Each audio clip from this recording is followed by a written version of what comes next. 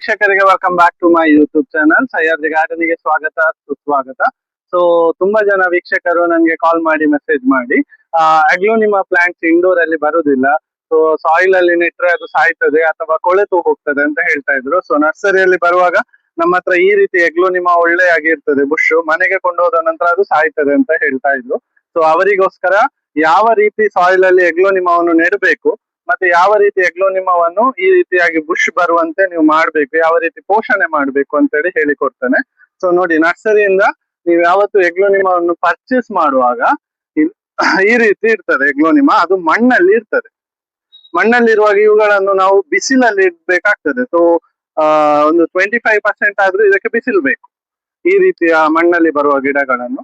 So ಅದೇ ನೀವು indoor ಅಲ್ಲಿ ಅಗ್ಲೋನಿಮಾವನ್ನು ಮೇಂಟೈನ್ ಮಾಡೋದಾದ್ರೆ ಇಟ್ಟು ಮೊದಲನೇದಾಗಿ ನೀವು ಪಾಟ್ ಆಯ್ಕೆ ಮಾಡುವಾಗ ಈ ರೀತಿ ಹೋಲ್ ಇರುವ ಪಾಟ್ ಅನ್ನು ಆಯ್ಕೆ ಮಾಡಿ. ಯಾಕೆಂದ್ರೆ ಅಗ್ಲೋನಿಮಾಕ್ಕೆ ನೀರು ತುಂಬಾ ಕಡಿಮೆ, ಒಂದು 2-3 ದಿವಸಕ್ಕೆ ನೀರು ಹಾಕ್ಬೇಕು, ಮತ್ತೆ ಹಾಕಿದ ನೀರು ಸಂಪೂರ್ಣವಾಗಿ ಡ್ರೈನ್ ಆಗಿ ಹೋಗ್ಬೇಕು. ಸೊ ನೆಕ್ಸ್ಟ್ ಅಗ್ಲೋನಿಮಾ ಪ್ಲಾಂಟ್ ಸೊ ನೆಟ್ಟಿದ್ದು ಸಂಪೂರ್ಣ ಮಣ್ಣಲ್ಲಿ ಇರ್ತದೆ ಅಗ್ಲೋನಿಮಾ. ಮಣ್ಣನ್ನು ಪೂರ್ತಿ ರಿಮೂವ್ ಮಾಡಿ ಈ ನೆಟ್ಟನ್ನು ತೆಗಿಬೇಕು.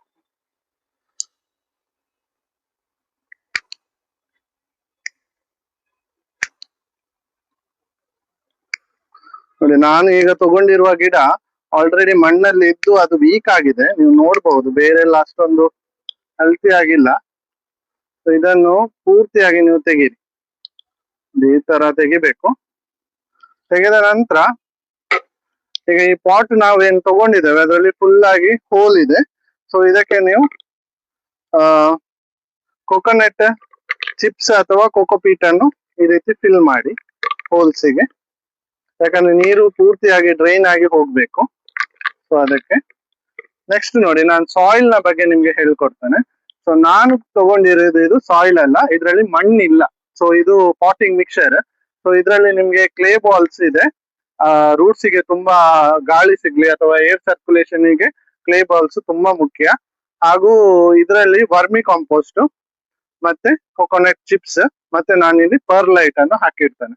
ಸೊ ಪರ್ಲೈಟ್ ಹಾಕಿದ್ರೆ ರೂಟ್ಸಿಗೆಲ್ಲ ಸ್ವಲ್ಪ ಫಂಗಸ್ ಬರುವುದು ಕಡಿಮೆ ಆಗ್ತದೆ. ಸೊ ಇದನ್ನು ಈಗ ನಾವು ಅರ್ಧ ಪಾಟಿಗೆ ಈ ಸಾಯಿಲ್ ಅನ್ನು ಫಿಲ್ ಮಾಡಬೇಕು. ವರ್ಮಿ ಕಾಂಪೋಸ್ಟ್ ಇಲ್ಲಾಂದ್ರೆ ಬಯೋ ಕಾಂಪೋಸ್ಟ್ ಅನ್ನು ಸಹ ತಗೊಳ್ಬಹುದು.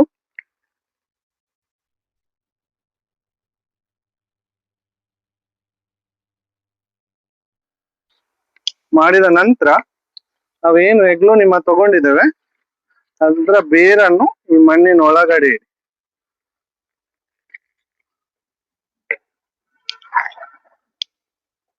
ನಾನು ಸ್ವಲ್ಪ ವೀಕ್ ಇರುವ ಅಗ್ಲೋನಿಮಾ ಪ್ಲಾಂಟ್ ಅನ್ನು ತಗೊಂಡಿದ್ದೇನೆ ವೀಕ್ಷಕರೇ, ಯಾಕಂದ್ರೆ ಒಂದು ಸ್ವಲ್ಪ ದಿವಸದಲ್ಲಿ ಇದು ಹೇಗೆ ಬರ್ತದೆ ಅಂತೇಳಿ ನಾನು ನಿಮ್ಗೆ ಪುನೊಮ್ಮೆ ಅಪ್ಲೋಡ್ ಮಾಡಿ ತೋರಿಸ್ತೇನೆ.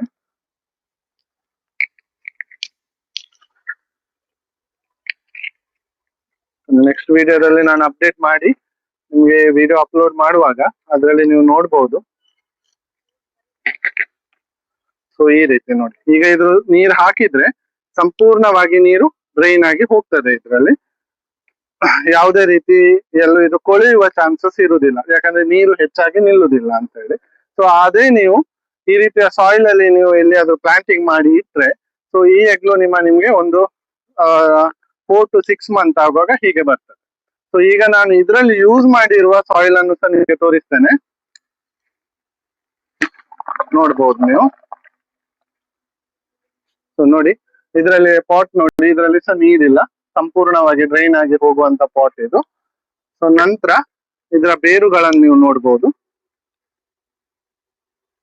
ಫುಲ್ ಆಗಿ ಬರ್ತದೆ. ಏರ್ ಸರ್ಕ್ಯುಲೇಷನ್ ಒಳ್ಳೆ ಆದ್ರೆ ಈ ರೀತಿ ಬೇರು ಬರ್ತದೆ ಗಿಡಕ್ಕೆ, ಹೀಗೆ. ಸೊ ಈ ರೀತಿ ನೀವು ಪ್ಲಾಂಟಿಂಗ್ ಮಾಡಿದಾಗ ಅಗ್ಲೋನಿಮಾಕ್ಕೆ ಒಂದು 2-3 ದಿವಸಕ್ಕೆ ಇಂಡೋರ್ ಅಲ್ಲಿ ಇಟ್ಟು ನೀರು ಹಾಕಿದ್ರೆ ತುಂಬಾ ಒಳ್ಳೇದು. ಯಾಕಂದ್ರೆ ಕೋಕೋಪೀಟ್ ಇರೋದ್ರಿಂದ ಆಲ್ರೆಡಿ ಅದು ವೆಟ್ ಆಗಿ ಇರ್ತದೆ. ಸೊ ಅದಕ್ಕೆ ನೀವು 2-3 ದಿವಸಕ್ಕೆ ಒಮ್ಮೆ ನೀರು ಹಾಕಿದ್ರೆ ಸಾಕು. ಸೊ ಈ ರೀತಿಯಾಗಿ ಮಾಡಿ